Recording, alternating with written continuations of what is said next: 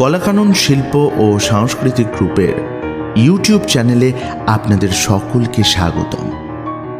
আমরা টিম কলাকানন, আর আমাদের অন্যান্য বিভাগের মধ্যে অন্যতম এই বিভাগ কাহিনী বাহিনী।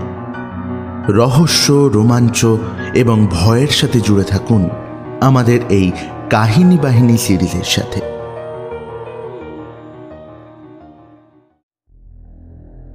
কাহিনী বাহিনীর আজকের নিবেদন প্রখ্যাত লেখক সাহিত্যিক গজেন্দ্র কুমার মিত্রের লেখা ভূতের যত অদ্ভুত কাণ্ড। গল্পের সূত্রধার আমি কৌশিক। গল্পের সমস্ত চরিত্রে শুভদীপ বনু, সম্পাদনায় টিম কলাকানন এবং পোস্টার ডিজাইনিংয়ে শুভদীপ বনু। শুরু হচ্ছে আজকের গল্প ভূতের যত অদ্ভুত কাণ্ড।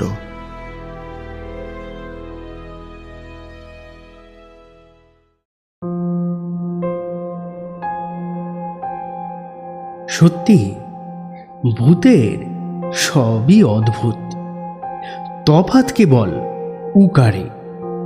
অদ্ভুত হস্য, ভূত দীর্ঘ। তবে আমি যে ভূতের কথা বলছি সে সত্যি ভূত কিনা তা জানি না। আর ভূত বলে যে সত্যিই কিছু আছে তাই বা কি জানে? ভূত কি কেউ দেখেছে? যারা বলে দেখেছি তারা কেউ কি ভূতের গায়ে হাত দিয়ে দেখেছে? আর ভূতের গায়ে হাত দেবেই বা কি করে? গায়ে যে তাদের থাকে না। গা মানে দেহটা ছেড়ে দিলে তবেই তো ভূত হয়। আমি যেসব ভূতের কথা আগে বলেছি ভূত দেখেছি, সেও তো সন্দেহজনক দেখা। সত্যি দেখেছি না ভয়ে অমনি মনে হয়েছে তা কি হলফ করে বলতে পারি? হলফ করানো হয় আদালতে। সাক্ষীদের বলতে হয় ঈশ্বরের নামে বা রাষ্ট্রের নামে। যেখানে ঈশ্বর মানা বেআইনি সেখানে রাষ্ট্রের নামে দিব্যি গালতে হয়। শপথ করিয়া বলিতেছি আমি সত্য ভিন্ন, মিথ্যা বলিব না। কেউ কি পারে? সে তো ছায়া, আলো জ্বললেই মিলিয়ে যায়। যাজ্ঞে, যা বলতে বসেছি তাই বলি।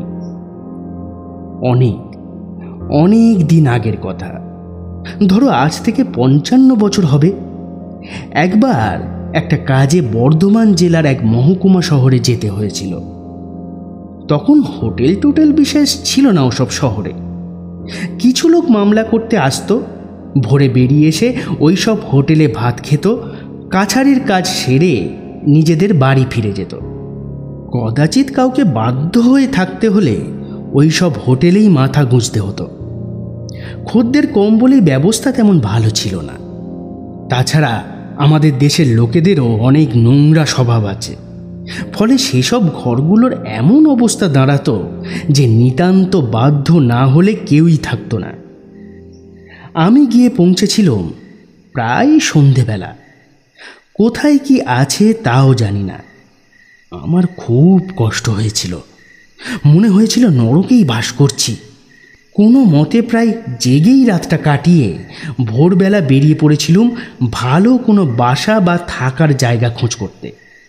আরও 2-3 জায়গা ঘুরে বুঝলুম তেমন কোনো হোটেল এখানে নেই, এখনো হয়নি। বরং যেটাই ছিলুম এর চেয়ে সেটাই ভালো। শেষে হতাশ হয়ে ফিরছি, এক ভদ্রলোক সন্ধান দিলেন। আপনি যেমন খুঁজলেন তেমন জায়গায় ডাক বাংলো ছাড়া কোথাও পাবেন না। অত পয়সা কার আছে যে ডাক বাংলোয় থাকবে? এক সরকারি অফিসার ছাড়া থাকতে পারে না, তাদের খরচ লাগে না তো। ভয়ে ভয়ে জিজ্ঞেস করলুম, মানে খরচা কত? তা বেশ, 1 টাকা ঘর ভাড়া, আর মেট্রোর আলো জল নিয়ে আরও 8 আনা, দৈনিক 1.5 টাকা। ওখানে সব আলাদা আলাদা, বুঝলেন? আলো দেয় একটা, কেরোসিনের হ্যারিকেন, লন্ঠন কি টেবিল আলো। তার জন্যে 3 আনা। বুঝুন দেখি ব্যাপারখানা, 1 পয়সার কেরোসিনে 2 রাত জলে, তার জন্য 3 আনা। আসলে বাবু আর মাসুল, এটা বুঝলেন না, আপনি অফিসারদের মতো স্টাইলে থাকতে চাইবেন, তার জন্য খরচ করবেন না। শেষের কথাগুলো আমাকে ঠোক্কর দিয়েই বলা হলো তা বুঝল। বেঁটে লোকের চাঁদের দিকে হাত বাড়ানোর মতোই আমার অবস্থা। ট্যাকে পয়সা নেই যার, তার আবার অত ভালো মন্দ বাছা কি? সত্যি তখন 1.5 টাকার দাম ঢের। কলকাতা শহরেও তখন 2.5 টাকা 3 টাকায় 1 মণ চাল পাওয়া যেত। 1 মণ মানে এখনকার 37 কেজি। তবু আমি ঠিক করে ফেললাম, ওখানেই যাব। খাই না খাই একটু আরামে তো থাকবো, না হয় পাউরুটি খেয়ে থাকবো, হোটেলে ভাত খাবো না। অনেক আশা নিয়ে তো এলুম ডাকবাংলো, কিন্তু সামনে এসে যখন গাড়ি থেকে নামিয়ে দিল, তখন সেখানের অবস্থা দেখে বুক হিম হয়ে গেল। এ কি, এই যে পুরো বাড়ি, এখানে থাকবো কি?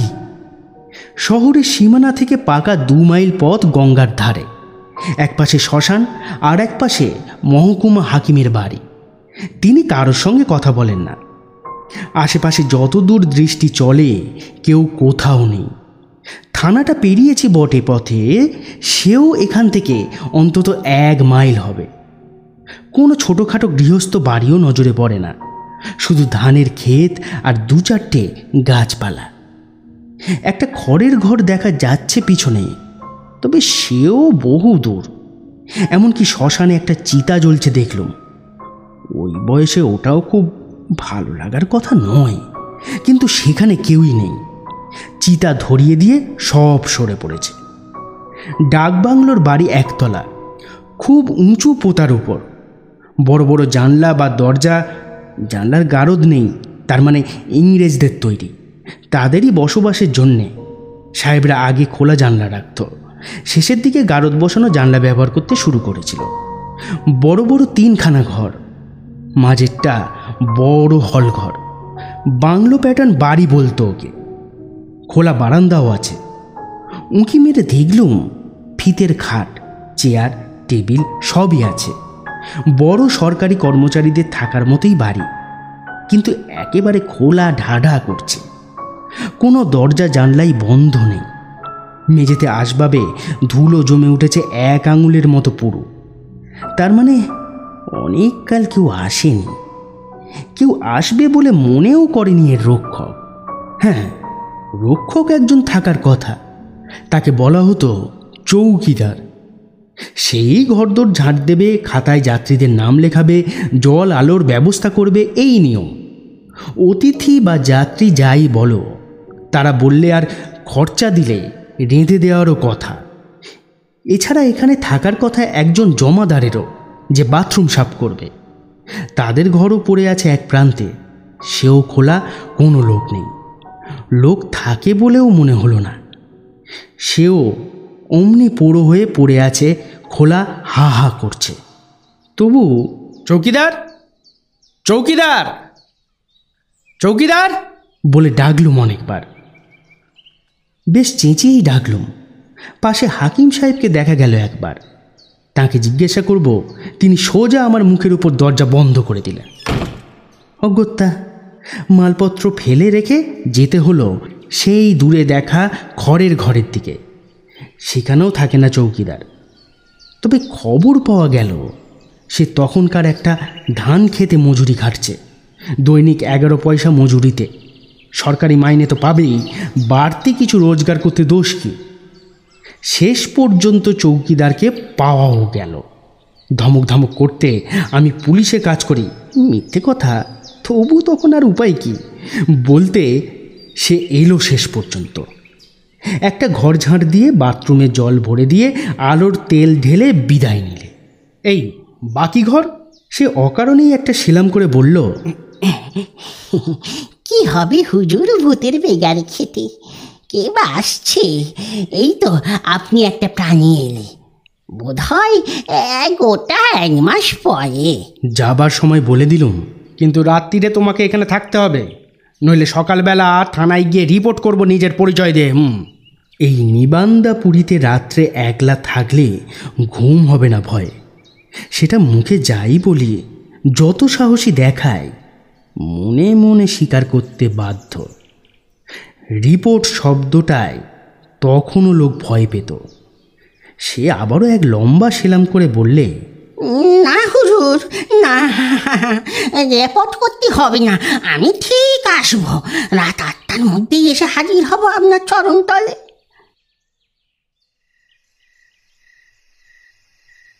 তা এলো লোকটা ঠিক 8:30 নাগাদ আমার চরণতলে এসে পৌঁছে গেল। খেয়ে এসেছে বলল, কিন্তু গন্ধে বুঝলুম সে খাওয়া মানে নেশা করা। এসে একবার মুখটা দেখিয়েই পাশের বড় হলঘরখানায় সেই এক পুরু ধুলোর ওপর পড়ল শটান। আর একটু পরে নাক ডাকতে লাগলো তার। তখন বেশ ঠান্ডা পড়ে গেছে। হলঘরের দৌড় জানলা সব খোলা, গায়েও তার একটা গেঞ্জি ছাড়া আর কিছুই নেই। তবু তার ঘুমের কোনো ব্যাঘাত ঘটল না। তার মানে আমার ভয়ের কারণটা রয়েই গেল। এ লোক আমাকে কি পাহারা দেবে? একা এই প্রায় খোলা ঘরে থাকা, বহু দূরের মধ্যে কোনো মানুষ নেই। কিছু বিপদ ঘটলে হাজার চিৎকারেও লোক আসবে না। জানলার গারদ নেই, ছিটকিনিও তেমন মজবুত নয়। অনেক ভেবে শেষ পর্যন্ত অন্য রকম ব্যবস্থা নিল। জানলার পাল্লা ভেজিয়ে দিয়ে বড় বড় ভারী চেয়ার টেবিল টেনে টেনে এনে কপাটে ঠেকিয়ে দিল। 3 দিকে দরজা, একটা বাইরের দিকে, আর একটা হল ঘরের দিকে, আর একটা বাথরুম। বাইরের দরজায় খাটখানায় ঠেলে লাগালো। আমাকে না জাগিয়ে কেউই দরজা খুলতে পারবে না। খাওয়া দাওয়া সন্ধ্যেতেই সেরে এসেছি শহর থেকে। এখানে কিছুই পাবার উপায় নেই। শুধু শুধু একা জেগে বসে থাকি কেন? বেশি আর রাত করলুম না, ভোরে উঠতে হবে। 9টা নাগাদই তাই শুয়ে পড়লুম। আলোটা নেবাতে সাহস হলো না, খানিকটা কমিয়ে রাখলুম শুধু। কেরোসিন তেলের গন্ধ হবে ঘরে, তা হোক, শান্তিতে ঘুমোতে পারবো তবু। এই অবস্থায় ঘুটঘুটে অন্ধকার ঘরে শুতে পারবো না। কিন্তু শান্তিতে ঘুমোনো অদৃষ্টে ছিল না। অল্প বয়স, ভয় ভয় করলেও শোয়া মাত্র ঘুমিয়ে পড়েছে। আর সে ঘুমও সহজে ভাঙবার কথা নয়। তবুও হঠাৎই কি একটা বিদঘুটে আওয়াজে ঘুম ভেঙে গেল। তবু তখন এত ঘুম, হুঁশ ফিরলেও চোখ খুলতে পারছি না, এমনই অবস্থা। তার মধ্যেই আবারও সেই আওয়াজ। মনে হলো কি একটা যেন জন্তু খ্যাঁ খ্যাঁ করে হাসছে।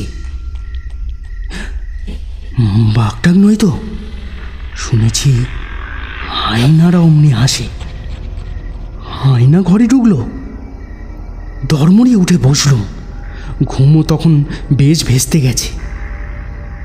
দেখি সীমান চৌকিদার আমার সামনে বড় টেবিলটায় বসে অমনে বিদঘুটে হাসি হাসছে। অসহ্য রাগ হলো প্রথমটায়, তারপরেই ভয়। দরজা তো একটাও খোলা নেই, যেমন সব বন্ধ ছিল। ভারী আসবাবে ঠেস দেওয়া তেমনই আছে। আলোটা শুধু বোধহয় লোকটি বাড়িয়ে দিয়েছে। দেখতে কোনো অসুবিধেই নেই। তবে লোকটা ঘরে ঢুকলো কি করে? হলের দিকের দরজা বন্ধ করে তোলা ছিটকিনি লাগিয়ে ভারী টেবিলটা ঠেকিয়ে রেখেছিল। সেসব তেমনিই আছে, টেবিলের উপরেই ও বসে। তাহলে কোথা দিয়ে এলো? কি করে? বাথরুম দিয়ে? না, তাও তো বন্ধ। কাঠের ভারী ইজি চেয়ারখানা লাগানো, তার সঙ্গে আমার খাট। তবে এবার লোকটা কথা কইল।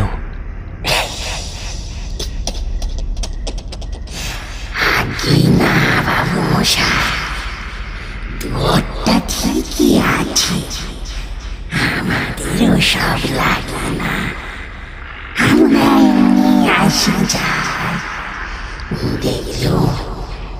দেখলো কাল আপনি খুব ভয় পেয়েছ, তাই একটু নগর করার জন্য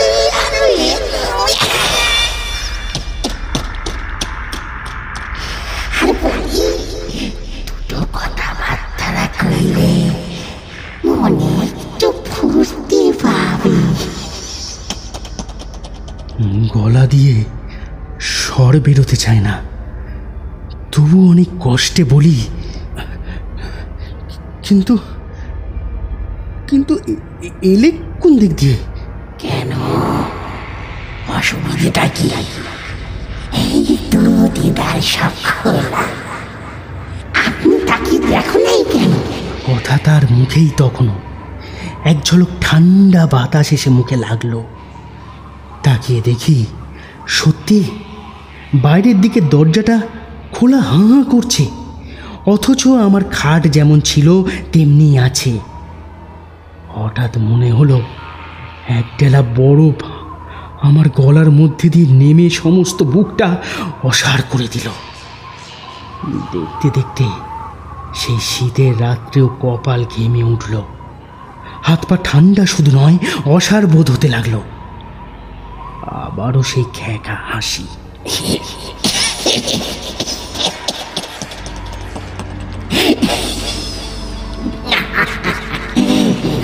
বাবু মশাই না, আপনি কি দেখেছ যে দেখেন নাই কেন? কপাট আপনার যেমন কাঁটা তেমনি আছে। আবারও চাইল, অনেক কষ্টে চাইতেই হলো। দেখি সত্যিই দরজা তেমনি বন্ধ, আমার খাটখানা ঠেস দেওয়া। নেয়ারের খাট, কিন্তু ছত্রি আছে, মাথার দিকে কাজ করা কাঠ খানিকটা, পায়ের তলাতেও রেলিংয়ের মতো, যাকে খাট বলে রীতিমতো তাই, কেবল কাঠের ব্যাটমের বদলে নেয়ারের ফিতে। খাট পুরো দস্তুর ভারী, বাতাসে ঠেলে কপাট খুলে যাবে তা সম্ভব নয়। কিন্তু কিন্তু ব্যাপারটা কি হচ্ছে? আমি স্বপ্ন দেখছি না না মাথাই খারাপ হয়ে গেছে? ভয়ে ভয়ে গলা দিয়ে আওয়াজ বেরোচ্ছে না। চিৎকার করে একবার চৌকিদার ডাকতে গেলুম, মুখটা ফাঁক হলো এই পর্যন্ত, ডাকা গেল না। মাঝখান থেকে আবার খ্যাঁ খ্যাঁ করে সেই বিদঘুটে হাসি।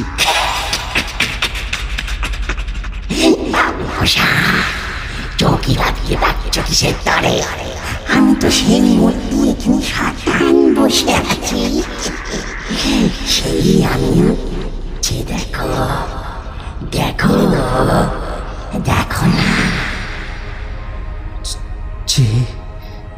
চেয়ে দেখল, ফলে পাগল হতে যেটুকু বাকি ছিল সেটুকু আর রইল না বোধহয়।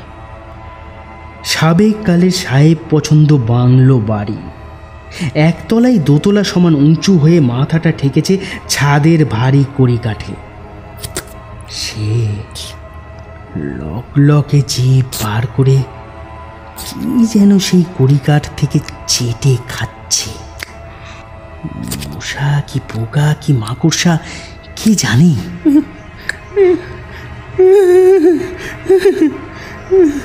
বোধহয় এমনি একটা কান্নার মতো সুর বেরোলো আমার গলা দিয়ে। নিজের গলা নিজেই চিনতে পারি না। ভয় পেলেন নাকি বাবু? আপনারা শহর বাজারে কচি ভয়ে লেখাপড়া শিখেছ, এখনো ভূতের ভয় বলে আবারও একচোট সেই হাসি। কিন্তু ততক্ষণে ভরসা করে আধ বোঝা চোখ মেলে দেখি সেই গলা গুটিয়ে আবার আগের মানুষে পৌঁছেছে। মুখে সেই মস্করার হাসি একরকম, যা তার হাসি কথাবার্তার মধ্যে একবারও পাল্টায়নি। মনে হচ্ছিল যেন ঠোঁটটা কোনো অসুখ বিসুখে অমনি বেঁকে গেছে স্থায়ীভাবে। অভয় দিলেন লোকটি। ভয় পাওয়ার কোনো দরকার নেই, আমি আপনার নভর বটে তো, তাই ঘুমটা যাতে জমে সেই আমার ইচ্ছে। আমি বাবু এখানেই থাকি, দিনে চৌকিদারি করি, মাঠে জন কাটি বটে, কিন্তু রেতের বেলায় যেন হতে পারে। কেমন ইচ্ছে করে বাবু ভাইদের ভয় দেখায়, কিন্তু সাহেব শুভকি তাদের মেয়ে মিলে আমি একেবারে ভালো ছেলে, কিচ্ছু করি না। ওরা বড় ঘুমার, বাবু মশাই বড় ঘুমার, ভয় পেলে দেবে গোটা বাড়িটা ভেঙে অন্য কোথাও বাড়ি করবে, ভাঙবে, কিংবা আগুন ধরিয়ে জ্বালিয়ে দেবে। আমি যাব কোথায় বলো? আমি তখন যাব কোথায়? তারপর একটা হাই তোলা শব্দ করে বললে,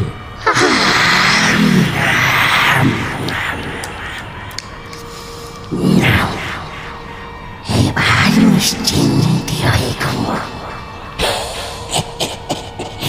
আমি আর জ্বালাবো না।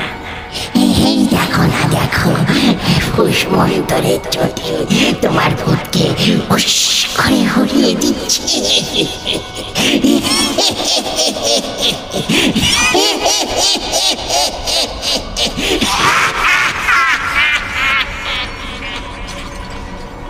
বলতে বলতেই দুমদাম হর হর ছচ্ছর কতগুলো শব্দ। লণ্ঠনের আলোটা যেন চমকে উঠে নিভে গেল। সেই অন্ধকারে দেখি ঘরের সবকটা দরজা জানলা খোলা, তার মধ্যে দিয়ে হু হু করে শীতের হিম বাতাস ঢুকছে। যেসব চেয়ার টেবিল ঠেস দেওয়া ছিল তা বোধ হয় নিজেরাই যে যার জায়গায় সরে এসেছে। আর কিছু দেখতে পারলাম না, আর কিছু মনেও নেই। সবটা যেন অন্ধকারে একাকার হয়ে গেল, চোখ তো বটেই, মাথাতেও।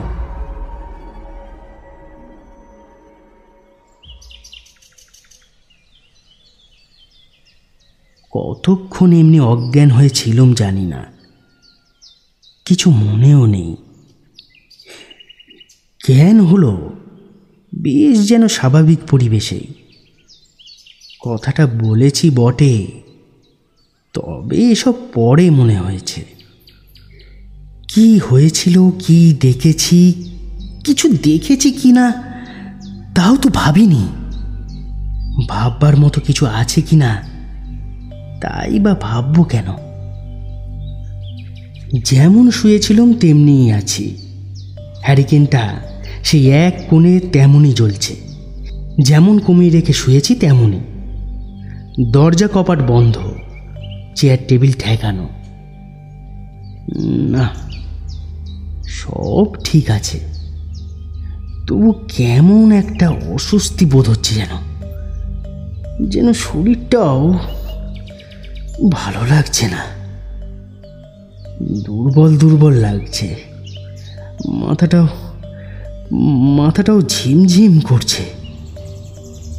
ভাবতে ভাবতেই মনে পড়ে গেল সব ঘটনা। উফ, কি ভয়ঙ্কর কাণ্ড! স্বপ্ন নিশ্চয়ই। এমন স্বপ্ন মানুষ দেখে? এত জিনিস থাকতে আমিও বা এমন স্বপ্ন কেন দেখলুম? যাকে স্বপ্নের উপর দিয়ে গেছে সেই ভালো। এখনো রাত অনেক আছে, ঘুমোই একটু। পাশ ফিরে কম্বলটা গায়ে টানতে যাব, দূরে বোধহয় থানা থেকেই পেটা ঘড়িতে ঢং ঢং করে 5টা বাজার শব্দ কানে এলো।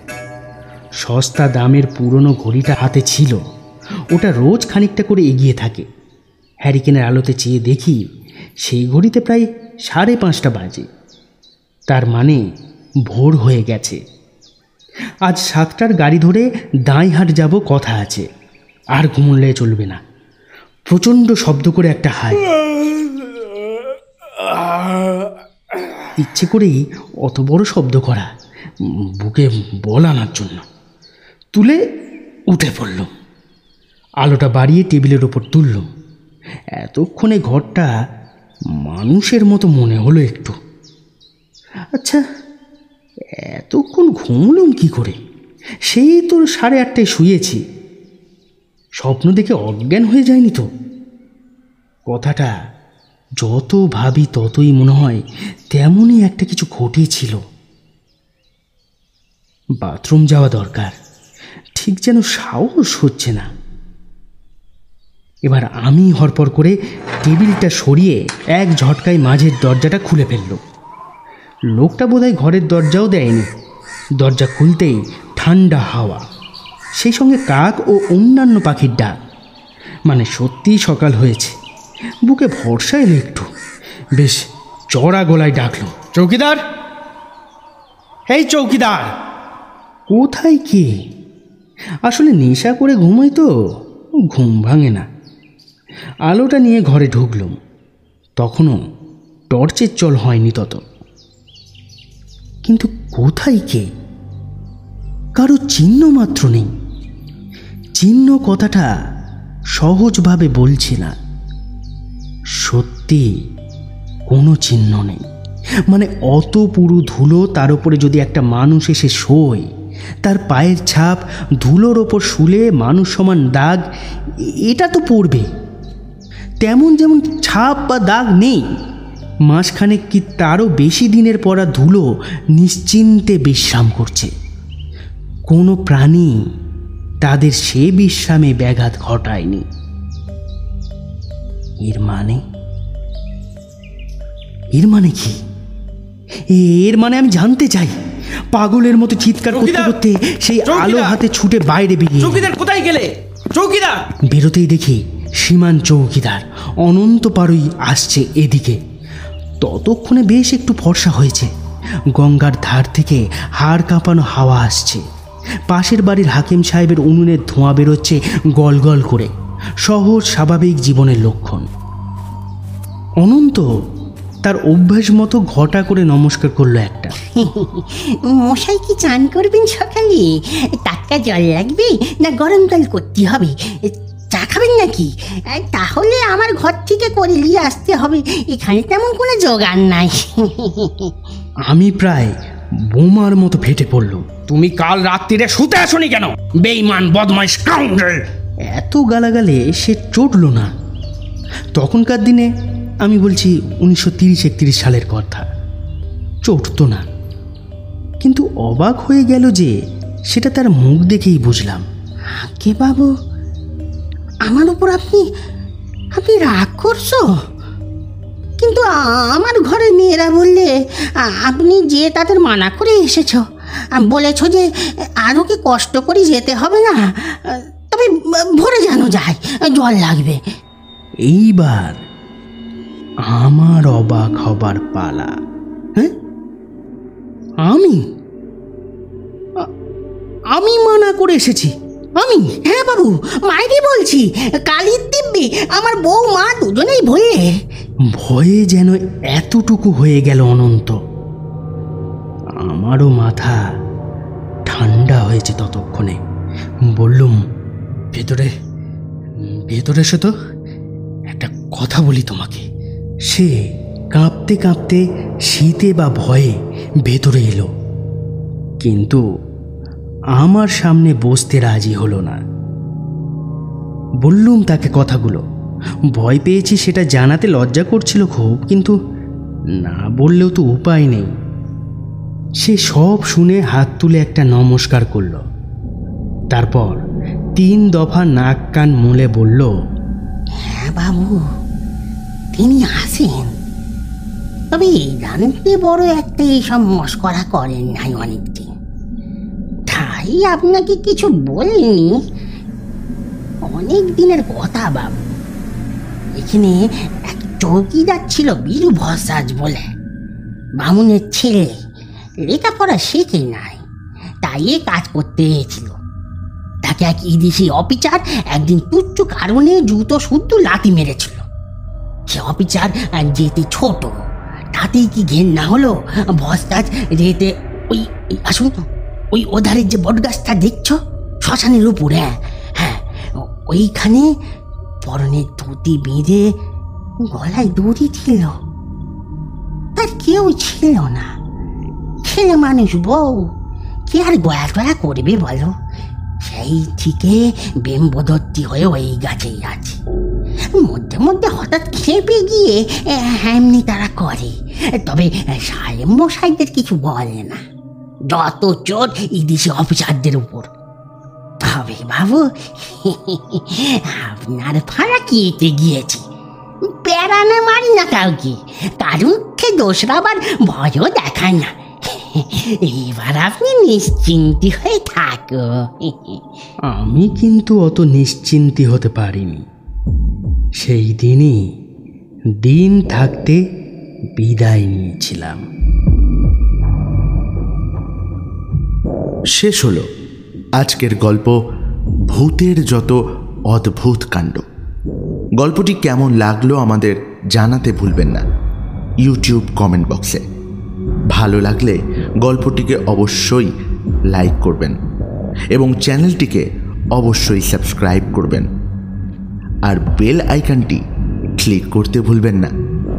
এছাড়াও আমাদের সাথে জুড়ে থাকতে আমাদের ফেসবুক পেজটিকে ফলো করতে পারেন, লিংক ডেসক্রিপশন বক্সে দেওয়া আছে। খুব তাড়াতাড়ি উপস্থিত হব আরও একটি গল্প নিয়ে। সবাই ভালো থাকবেন, সুস্থ থাকবেন এবং আমাদের পাশে থাকার জন্য অসংখ্য ধন্যবাদ।